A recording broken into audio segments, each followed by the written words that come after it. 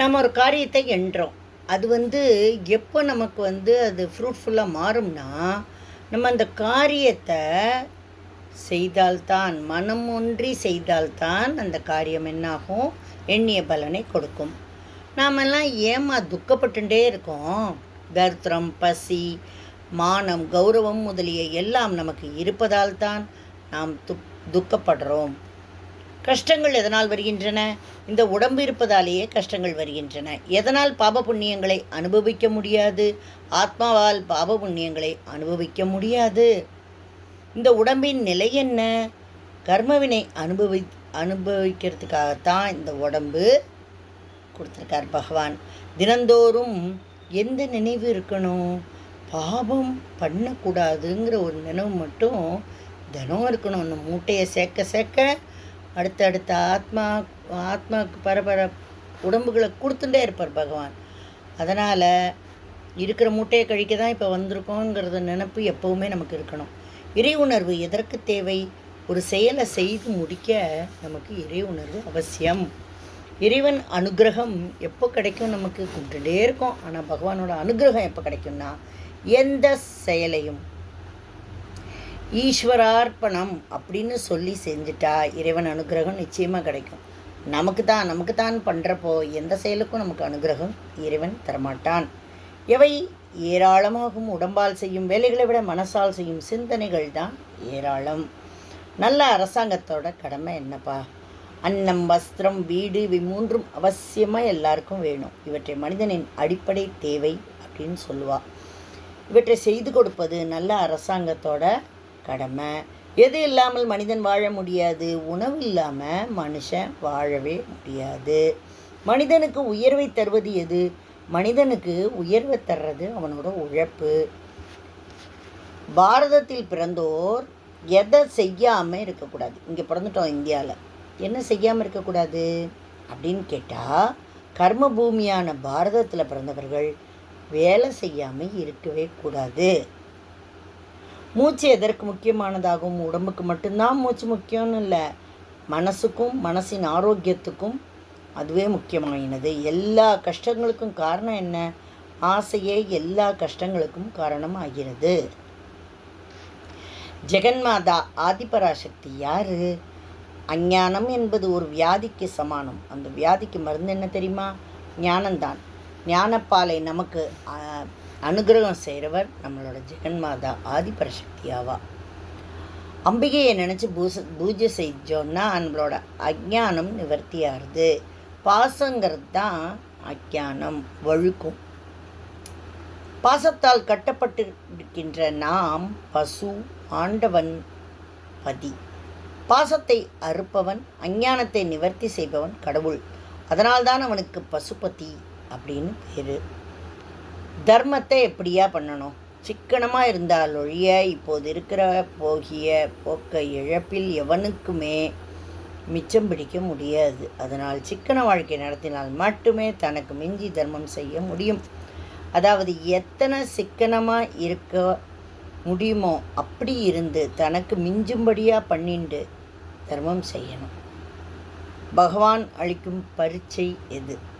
தனி மனிதனுக்கு கஷ்டம் வர்றது போலவே ஒரு ஜன சமுதாயத்துக்கே பஞ்சம், வெள்ளம், எரிமலை, பூகம்பம், தீ விபத்து முதலான உபாதைகள் ஏற்படுவதாலும் மற்றவர்களுடைய பரோபகார சிந்தனைக்கு பகவான் பரீட்சை அளிக்கிறான்.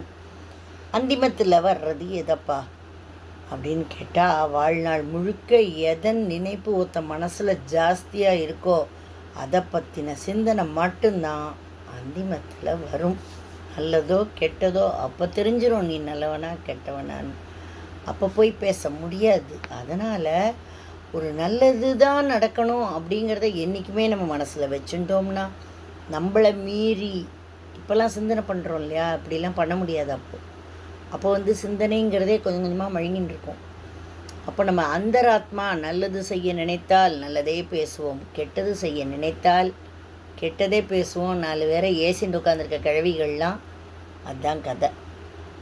அவளுக்கு என்றைக்குமே ஆயுசு பூரா கரெக்டாக வாழ்ந்தவாளே கிடையாதுன்னு அர்த்தம். தூங்குவதன் பொருள் என்ன? அன்னன்னைக்கும் நாம் தூங்குறோம் அல்லவா? இதையும் ஒரு சாவு மாதிரி தான், டெம்பரரி டெத்து அப்படின்னு தான் எடுத்துக்கணும். எதில் உள்ளது? எல்லாம் அபியாசத்திலும் விடாமுயற்சியிலும் தான் இருக்குது. நம்மளுடைய ஸ்ரத்தையை பொறுத்து பரமாத்மாவே கை கொடுப்பார். நாம் பிறவாத நாள் எது? தினம் தூங்கிறதுக்கு முன்னால் இந்த ஜன சமுதாயத்துக்கு நம்ம ஏதாவது கைங்கரியம் பண்ணோமா அப்படின்னு நம்மளையே கேட்டுக்கணும். ஈஸ்வரனை பற்றி பேசாத நாளெல்லாம் பிறவா நாளே என்று தேவாரத்தில் சொல்லியிருக்கிறது. அந்த மாதிரி நாம் பரோபகாரம் பண்ணாமலே ஒரு நாள் போயிடுத்துன்னா அது நம்ம பிறக்காத நாளோடு தான் கவுண்ட் ஆகும். நாம் எந்த உணர்வை வளர்த்துக்கணும்? தானம் வாங்குறவன் நமக்கு அந்நியன் இல்லை, நம்மவனே தான் என்ற உணர்வினை நாம் வளர்த்து கொள்ளல் வேண்டும். அவன் வாழ்ந்தா என்ன, நம்ம வாழ்ந்தா என்ன அப்படிங்கிற நினைப்போடு தான் நம்ம தர்மம் பண்ணணும். அல்லாதீங்க ஐயோ நம்ம சமானம் அவன் எடுத்துன்னு போகிறான் அப்படின்னு நினைப்போட நீ தர்மம் பண்ணினேன்னா அந்த தர்மத்துக்கே வேல்யூ கிடையாது. எது தியாகம் ஆகும்பா? கொடுக்க வேண்டும் என்பது தான் தியாகமாகும். பிரத்யக்ஷ அனுபவம் எது? உள்ளத்தில் எவ்வளோக்கு எவ்வளோ அமைதி நிலவரதோ அவ்வளோக்கு அவ்வளோ இன்பம் மேலிடுகிறது என்று தான் பிரத்யக்ஷ அனுபவம் ஆகும். எது குறைய குறைய துன்பம் வளரும்? அமைதி குறைய குறைய துன்பம் வளரும். மனிதன் எப்போது பிறரை துன்புறுத்துகிறான்? மனிதன் தன் துன்பங்கள் நீங்குவதற்கு முயற்சி செய்யும்போது பிறரை துன்புறுத்தவும் நேர்கிறது. கல்வியின் பயனால் விளைவது என்ன? கல்வியின் பயனால் விளைவது வெளி அமைதியும் உள்ளமைதியும் ஆகும். கல்வியின் நோக்கம் என்னப்பா? கல்விங்கிறாங்களே, கல்வியோட நோக்கம் என்ன? மன அமைதியை அடைதலே கல்வியின் நோக்கமாகும். ஆத்மா ஏன் கண்ணுக்கு தெரியறதில்ல? நாம் அநேக எண்ணங்களால் மனசை கலக்கி கொண்டிருப்பதால் தான் உள்ளே இருக்குமா ஆத்மா என்ற பேள் முத்து தெரியறதில்ல. ஸ்மரணம்னா என்ன? வாயால் நாராயணா என்று சொன்னால் நாராயண வசனம்தான், ஸ்மரணம் இல்லை. ஸ்மரணம் என்றால் மனசால் நினைக்கிறது, நன்றாக நினைப்பது. வெறுமே வாயால் மட்டும் சொல்லிட்டு இருந்தால் பிரயோஜனம் இல்லை, மனப்பூர்வமாக நினச்சி சொல்லணும். உண்மையான பிரேமை எது? பரமாத்மாவோட கலக்கிறதுக்காக சகிக்க முடியாமல் தவிக்கிறது தான் உண்மையான பிரேமை. இந்த பிரேமைக்கு தான் பக்தின்னு பேர். பகவானே என்னை ஆட்கொள்ளேன், என் வலியை இடம். வலி இல்லாதவரை பகவான் நன்னா வாழ்ந்துட்டுருப்பான். மனுஷன் ஜாலியாக பகவான் அது ஒன்றாதுன்னு வாழ்ந்துட்டுருப்பான். அந்த வலின்னு வந்த அப்புறம்தான் அவனுக்கு தெரியும் மரணம்ங்கிறது எவ்வளோ பெரிய விஷயம், இதையும் சேர்த்துனா கொண்டு போயிடும் அப்படிங்கிறது தீரா வலி வரும்போது தான் தெரியும். அது வர ஆடுற ஆட்டம் ஜாஸ்தியாக தான் இருக்குது எல்லாருக்கும். ஞானாம்பிகை கிருபை எப்போ கிடைக்கும்? என்னையே எனக்கு கொடு என்று பிரார்த்தித்து கொண்டே இருக்கணும். ஞானாம்பிகை கிருபை கிடைக்கும். தற்பெருமையை நாம் என்னவென்று சொல்கிறோம்? தலைகணம் மண்டகணம்னு சொல்கிறது தான் தற்பெருமை. அபிவாதனம் என்பது என்ன? நமஸ்காரம் பண்ணுறவன் நமஸ்கரிப்பவரை பார்த்து சொல்லும் வாசகமே அபிவாதனம் என்பது. மொத்தத்தில் தான் யார், என்ன பெயர், எந்த பாரம்பரியத்தில் வந்தவன் அப்படின்னு தெரிவித்து கொள்கிறதே அபிவாதனம். கடன் எதனால் உண்டாகிறது? போலி அந்தஸ்தாலேயே ஒருத்தனுக்கு கடன் தொல்லை உண்டாகிறது. லக்ஷ்மியின் அனுகிரகம் எவ்வாறு வளரும்? எடுக்க எடுக்க ஊற்றில் ஜலம் வர்ற மாதிரி கொடுக்க கொடுக்க மகாலட்சுமி அனுகிரகம் மேலே மேலே வரும். பொய்யுங்கிறது என்ன? உள்ளத்தை ரொம்பவும் கெடுக்கிற பயங்கரமான சிறங்கு பொய்யே ஆகும். பயங்கிறது என்ன? உள்ள தூய்மையை கெடுக்கிற அழுக்கே பயம் ஆகும். பஜனை என்பது என்ன? ஜீவாத்மாவது பரமாத்மாவோட தொடர்பு கொள்வதற்கு ஒரு பெரிய உபாயமாக பஜனை தொன்று தொட்டு அனுஷ்டிக்கப்படுகிறது. கல்வி கற்கும்போது ஆற்ற வேண்டிய கடமை என்ன? கல்வி கற்கிற காலத்தில் ஆற்ற வேண்டிய கடமை கல்வி கற்பது தான். அதுக்கு குந்தகமாக அரசியலில் ஈடுபாடு காட்டுவது, இன்னைக்கும் என்றைக்குமா தனக்கும் கெடுதல் பண்ணி தேச நடப்புக்கும் குந்தகம் தான் உண்டாகும். சரணாகதின்னா என்ன? புத்தியை படுக்க போடுறது தான் சரணாகதி. அதுக்கு அடையாளமாக தான் பௌதிக காரியமாக நாம் சிம்பாலிக்காக நமஸ்காரம் என்று ஆக்கி கொடுத்திருக்கிறது. சந்தோஷம் என்பது என்ன? சந்தோஷமாக இருக்கிறது தான் இந்த உலகத்துக்கு நாம் செய்கிற பெரிய ஒத்தாசை, பெரிய தொண்டு என்னென்னா அதுதான். புத்தி எப்போது தெளிவாக இருக்குது, மனதில் அன்பும் சந்தோஷமும் இருக்கும்போது தான் புத்தி தெளிவாக இருக்குது. அகங்காரத்தை எப்படி அடக்கலாம்? ஈஸ்வர பக்தியாகட்டும், குருவிடம் வினயமாகட்டும், இவை எதற்கு என்றால் படிக்கிறவரின் அகங்காரத்தை அடக்கிறது தான். அகங்காரம் போகாத வெறும் படிப்பு ஆபத்தை தான் உருவாக்கும். நிஜங்கிறது என்ன? நிஜம் ஒன்று தான் இருக்குது, எல்லாம் ஈஸ்வர ஸ்வரூபம். எதனை நிர்ணயம் பண்ண முடியாது. மனுஷ வாழ்க்கையில் எந்த அம்சத்தையும் நிர்ணயம் நாம் பண்ண முடியாது. பர்த் ஆகட்டும், டெத் ஆகட்டும், எல்லாமே கர்மா. ஆசை எவற்றை நாசம் செய்கிறது. மகா பெரியவர்கள் சகல மக்களுக்கும் அகிம்சை, சத்தியம், திருடாமை, தூய்மை, புலனடக்கம் என்ற 5 உயர்ந்த பண்புகள் இருக்கணும்னு சொல்லியிருக்கா. இந்த 5ஐயும் நாசம் பண்ணுவதாக ஆசை இருக்குது. எதனால் திருடுகிறான்? பொருளின் மீது உள்ள ஆசையின் காரணமாகத்தான் திருடுறான். சாஸ்திரம் சொல்கிறது என்ன? வாய் மௌனத்தோடு தினமும் கொஞ்சம் நேரமாவது எதையும் நினைக்காம சிந்தனை தாரையை அடக்கி வைக்கணும் அப்படின்னு சாஸ்திரம் சொல்கிறது. அம்மாவோட முதல் லட்சணம் என்ன? அம்மாவோட முதல் லட்சணம் என்னன்னா, தூக்கி வச்சு குழந்தைய பசியாற்றி பால் கொடுக்கறது தான். மனிதன் என்றால் எதனால் துக்கப்படுறான்? ஆசைக்கு அடிமையாவதால் மனிதன் துக்கப்படுறான். தர்மம் யாரிடமிருந்து வருகிறது? இப்போது பெரியோர்களிடத்தில்தான் தர்மம் இருந்து வருகிறது. மனம் எதனை போன்றதாகும்? மனம் ஒரு பூதம் போன்றதே ஆகும். அனார்த்தனத்தை கொடுப்பது எது? எண்ணத்தில் தெளிவு வேணும். தெளிவில்லாமல் பேசுகிறதோ எழுதுறதோ தவறு. நாம் ஒரு காரியத்தை செய்யறதுக்கு முன்னால் 100 தரம் யோசிக்கணும். தர்மத்தின்படி அந்த காரியம் இருக்கா என்ன முடிவு செஞ்சுக்கணும். அதர்ம போக்குகள் கொஞ்ச நாட்கள் வாழ வைத்தாலும் முடிவில் பார்த்தீங்கன்னா அனார்த்தத்தை தான் தரும். சித்தம் சுத்தியானால் தெரிவது என்ன? சித்தம் சுத்தியானால் கடவுளை உணர்வதும் காண்பதும் அவனடி பணிவதும் மிக மிக எளிதே. இறைவன் அம்மையப்பன் ஆவது எப்படி? அன்பு என்ற சரக்குக்கு மூலம் இறைவன் தான். அவரே தான் அப்பா அம்மாங்கிற உருவில் நம்மள்கிட்ட வந்து அன்பை செலுத்துகிறார். எனவே தான் எல்லாம் வல்ல இறைவனை அம்மையப்பன்னு சொல்கிறோம். மேன்மைகள் எப்போது வரும்? கல்வி அல்லது வித்யாபியாசத்து காலத்தில் குழந்தைகளுக்கு வேறு வேலையே இருக்கக்கூடாது. மாத்ருபக்தி, பித்ருபக்தி, குருபக்தி 3 தான் இருக்கணும். இது இருந்தால் மேன்மையெல்லாம் தானே வரும். மொபைலை முதல்ல பிடுங்குங்க. உயர்வு தரக்கூடியது எது? வணக்கம் உயர்வு தரும். கீழ்ப்படிதல் உள்ளவன் நிலை என்ன? கீழ்ப்படிக்க தெரிஞ்சவன் பிறருக்கு கட்டளையிடும் அதிகாரத்தை சரியாக பயன்படுத்திக்க முடியும். மனிதருக்குள் சிறந்தவன் யார்? ஒழுக்கமாக 4 பேருக்கு உதவியா நல்ல பேரோடு வாழ்ந்த மனிதன் இந்த உலகத்திலிருந்து பிரியும்போது சமுதாயம் அவனுக்காக கண்ணீர் வடிக்கும். தானும் சாந்தி பெற்று பிறர்க்கும் தன்னால் முடிஞ்சவரை அமைதியை தந்து வாழ கற்றுக்கொள்பவனே மனிதருக்குள்ள சிறந்தவன். நம்ம செத்தா 4 பேர் அழணும். அப்பா அவங்க போயிட்டாங்களா, எப்படா போகலான் இருந்தோம், இனிமே தான் நம்ம இந்த பூமியில் ப்ரீத் பண்ணி வாழ முடியும் அப்படின்னு எந்த மாமியாரையும் மாமனாரையோ பார்த்து மருமக சொல்லிடக்கூடாது. புரியுறதா?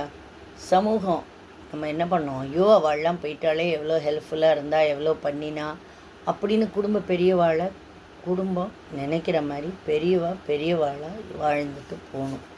அப்பா இது போயிடுத்து, அப்பாடா இனிமேல் தான் நம்ம லைஃப்பில் நிம்மதின்னு ஒரு உயிர் கூட குடும்பத்தில் நினைக்கிற மாதிரி வாழறது சரியான வாழ்க்கை கிடையாது. குழந்தையின் மனநிலை எப்போது வரும்?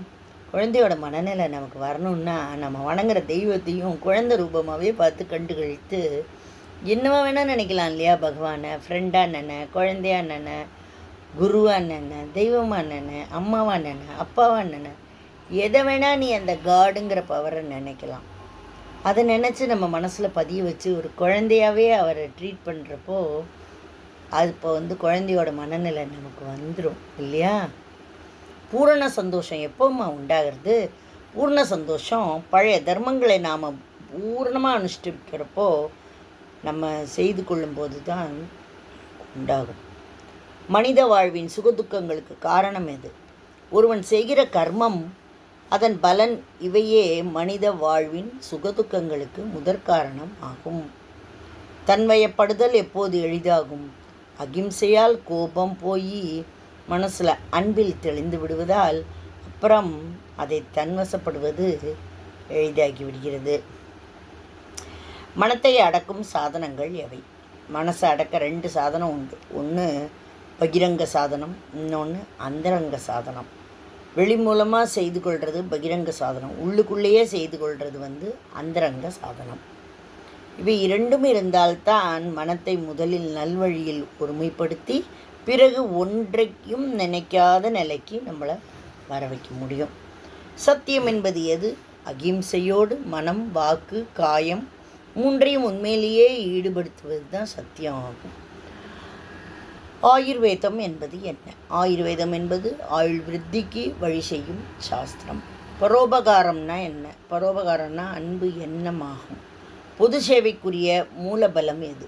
பொது சேவைக்கு மூலபலம் பணம் இல்லை, ஐக்கியப்பட்ட மனசு தான்.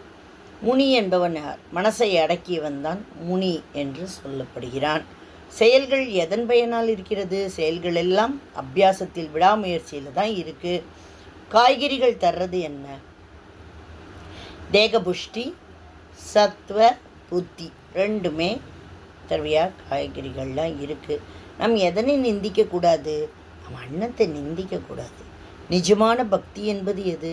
பணத்துக்காக பகவானை பிரார்த்தனை பண்ணுறது தப்பு தான். கஷ்டம் போக வேண்டும், வியாதி தீர வேண்டும் என்று பிரார்த்தனை அப்படின்னு ஒரு பிரார்த்தனை பண்ணுறது கூட அதி வேகம்தான். பகவானுக்காக பகவான்ற பிரேமையோட செய்கிற பக்தி தான் நிஜமான பக்தியாகும். சுவாமியிடம் உள்ளது என்ன? பெருந்தன்மையும் கெட்டதை தள்ளும்படியான சக்தியும் சுவாமிக்கு உண்டு. திருநீர், திருமண் அப்படின்லாம் விட்டுக்கிறோம் இல்லையா? அது எது நினைவூட்டுறது? நாம் ஒவ்வொருவரும் கலாச்சாரத்தை அனுஷ்டித்து தான் திருநீரையோ திருமண்ணையோ இட்டுக்கொள்ள வேண்டும். திருநீர், திருமண் இவற்றை தரிப்பது பரமாத்ம ஸ்வரூபத்தின் உண்மையையும் உலகில் உள்ள பொருட்களின் அனித்தியமான நிலையையும் நமக்கு நினைவூட்டுகின்றன.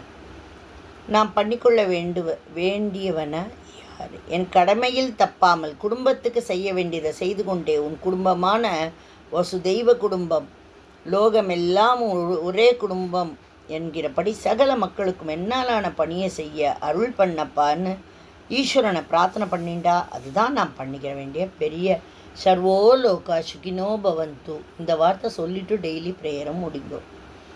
எல்லாருமே நல்லா இருக்கணும் நம்மளை சுற்றி, இல்லைன்னா நமக்கு தானே மனசு கஷ்டம் வரும். துரதிருஷ்டம் என்பது எது? நாம் மேல்நாட்டுக்கார மாதிரி போக போக்கியங்களுக்கெல்லாம் பறக்கிறோம். போகத்தின் உச்சிக்கு போன மேலநாட்டாலோ அதில் நிறைவே இல்லை என்பதால் நம்மளுடைய போகத்துக்கு, வேதாந்தத்துக்கு, பக்திக்கு கூட்டமாக வந்துட்டுருக்கா. இதை பார்த்தும் கூட நமக்கு பக்தி வரலன்னா அதுதான் நம்ம துரதிருஷ்டம். தரித்திரம், துக்கம் எதனால் உண்டாகிறது? தேவையை எவ்வளோக்கு அதிகப்படுத்திகிட்டே இருக்கோமோ அவ்வளோக்கு அவ்வளோ சாந்தி குறையும், சௌக்கியம் குறையும், நிம்மதியும் திருப்தியும் குறையும், தரித்திரம், துக்கம் உண்டாகும். நமது கோபத்தின் பலன் யாது? பெரும்பாலும் நம்முடைய கோபத்தை எதிராளி பொருட்படுத்துவதே இல்லை. நம் கோபத்தினால் நமக்கே தான் தீங்கு செஞ்சுக்கிறோம் இல்லையா? நம்மளோட ஆங்கிரி என்ன? நம்ம உடம்புக்கு நம்ம கொடுத்துக்கிற தண்டனை தான். வேண்டாம். ஸ்வபாவமான தர்மம் எது? அன்பாக இருக்கிறது தான் ஸ்வபாவமான தர்மம். அதுதான் ஆனந்தமும். அன்பு நமக்கும் ஆனந்தம், எதிராளிக்கும் ஆனந்தம். அன்பே சிவம் என்பார்கள். நாம் எல்லோரும் அன்பே சிவமாக அமர்ந்திருக்க பிரயாசைப்பட வேண்டும். எதனையும் நாம் விட்டுவிடக்கூடாது. இருட்டை விரட்டும் ஞான பிரகாசத்தை அடைகிற பிரயாசையை நாம் ஒரு நாளும் விட்டுறக்கூடாது. சூரியன் போனால் கூட பாதகம் இல்லை. அந்த ஞான ஒளி நம்மை விட்டு ஒருபோதும் போயிடக்கூடாது. சித்தத்தை நிறுத்த முடியாமல் இருப்பதற்கு காரணம் என்ன? நம்மளுடைய பூர்வ கர்மாலாம். பல தினசான தப்பு தண்டாக்கள், பாவங்கள் ஜென்மமாக நாம் பண்ணிட்டோம். இந்த பாவத்தை தீர்ற மட்டும் நமக்கு ஆத்மானுபவம் என்கிற பேரானந்தம் சித்திக்காது. பாபங்கள் எவை? பாபங்கள் 2 தினசு. ஒன்று சரீரத்தால் செய்வது, இன்னொன்று மனசால் செய்கிற பாப சிந்தனை. பாவங்களை நாம் எப்படி போக்கிக்கலாம்? பாவ கர்மாவை போக்கிக்கொள்ள புண்ணிய கர்மா செய்ய வேண்டும். பாவ எண்ணங்களை போக்கிக்கொள்ள புண்ணியமான நினைப்புகளை வளர்த்துக்கணும். துக்க வேறது எப்போது குறையிறது? ஆசைகளை குறைக்க துக்க வேறதும் குறையும். இந்த பிறவி முடியுமுன் நாம் சகல ஆசையும் விட்டுட்டா மறுபடியும் பிறந்து அவதிப்படவே மாட்டோம். அப்படியே பரமாத்மாவில் கலந்து ஆனந்தமாயிடுவோம். இதுதான் விஷயம். இன்னும் பார்ப்போம்.